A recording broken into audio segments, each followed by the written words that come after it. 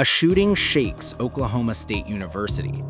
In a tragic incident that has sent shockwaves through the campus and the nation, a shooting occurred overnight at Oklahoma State University, leaving at least 3 people injured during what is being described as a chaotic and devastating event.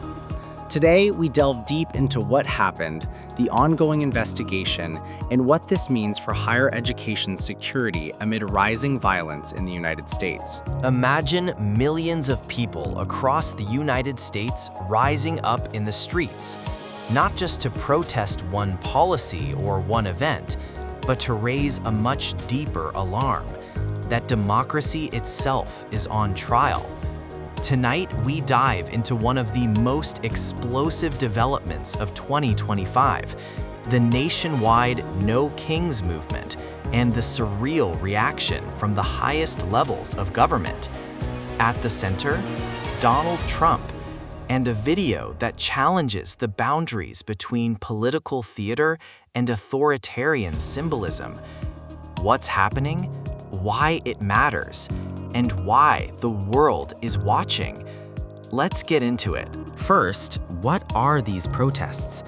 In June of 2025, a major mobilization took place under the banner of No Kings protests. Protesters in thousands of locations across the U.S.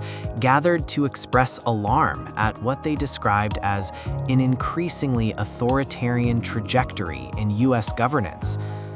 Fast forward to October 18, 2025, the second major wave of these protests.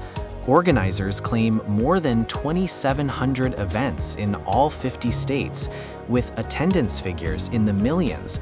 Some estimate nearly 7 million, making this potentially the largest single-day protest in U.S. history. Why the label No Kings? Because protesters say it's about rejecting a return to monarchical or unchecked executive power. We have no kings in America, they chant.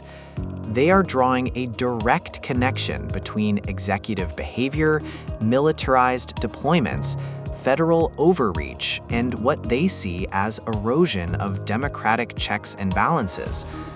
These demonstrations were largely peaceful, highly creative, with costumes, slogans, street theater, yet laden with serious intent, defending First Amendment rights, resisting perceived drift toward autocracy. To understand the buildup, we need to examine the broader context.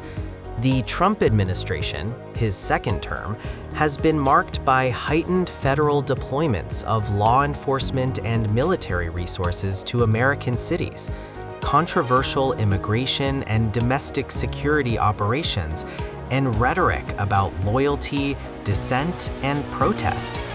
Organizers of No Kings point to these as evidence of executive overreach. At the same time, protesters say U.S. governance must remain rooted in the Constitution, that power must remain accountable, and that the idea of a king, someone above the law or operating by whim, is antithetical to American democratic identity.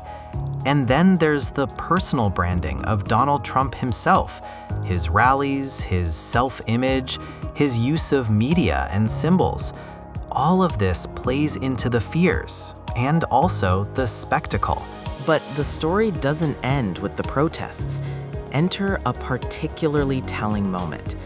On October 19, 2025, President Trump addressed reporters before boarding Air Force One, responding to the No Kings demonstrations. He said, and I quote, "They're referring to me as a king. I'm not a king. I work my ass off to make our country great. That's all it is." He dismissed the protests as very small, very ineffective, and said the participants were whacked out, claiming they weren't representative of America. He also suggested that the protests were paid for by Soros and other radical left lunatics. This moment is key. The leader under fire denies the premise of a monarchical mindset, but couples his denial with aggressive language and dismissal of dissent. But then the scenario takes a surreal turn. On the same weekend of the protests, Trump posted an AI-generated video to his social platform, Truth Social, in which he appears wearing a crown, piloting a jet labeled King Trump, and dumping brown sludge over crowds of protesters in a cityscape resembling Times Square. The clip is accompanied by Kenny Loggins' Danger Zone and is clearly a provocative satirical statement, but one that raises serious questions about symbolism, power, free speech, and political theater. In the video, what is the message?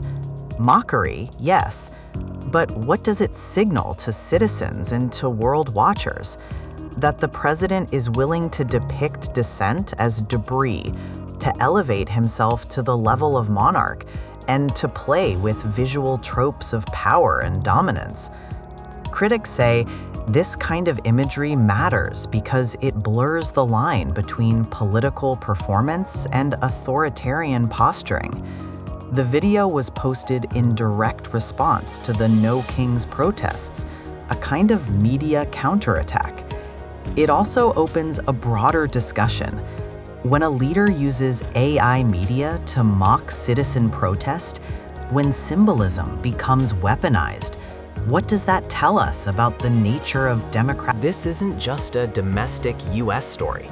This is a global story about democracy, power, optics, and resistance. Domestically, the protests show that large segments of the US population believe that democratic norms are under stress, that protest remains a vital part of civic life, and that new technologies like AI video are entering the political battlefield in unprecedented ways.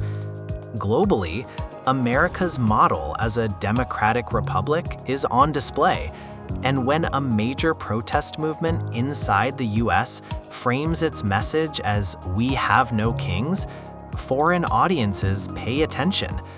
Authoritarian regimes will note the symbolism. Democratic allies will watch the dynamics. If America starts looking more like a spectacle of power than a partnership of citizens and institutions, that has ripple effects abroad. Moreover, the use of AI-generated media for political messages brings in questions of truth, disinformation, and media literacy.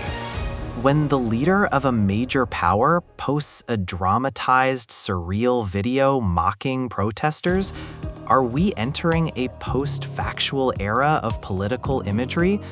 What happens to trust, to dissent, to free press? The response from political leaders has been mixed. Some, like House Speaker Mike Johnson, RLA, called the protests Marxist, anti-American, and accused them of being political theater for the Democrats. He said they were part of a broader ideological assault rather than grassroots civic expression. On the flip side, protest organizers emphasize that this is about democracy versus dictatorship, about keeping power in check. The movement draws support from civil rights organizations, local activist groups, and thousands of local actions.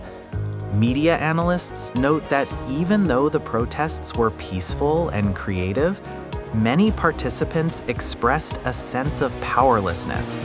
The numbers are huge, but the tipping point hasn't been reached, said one observer. And when the president himself says, "I'm not a king," while posting images of himself wearing a crown, that paradox becomes a subject of global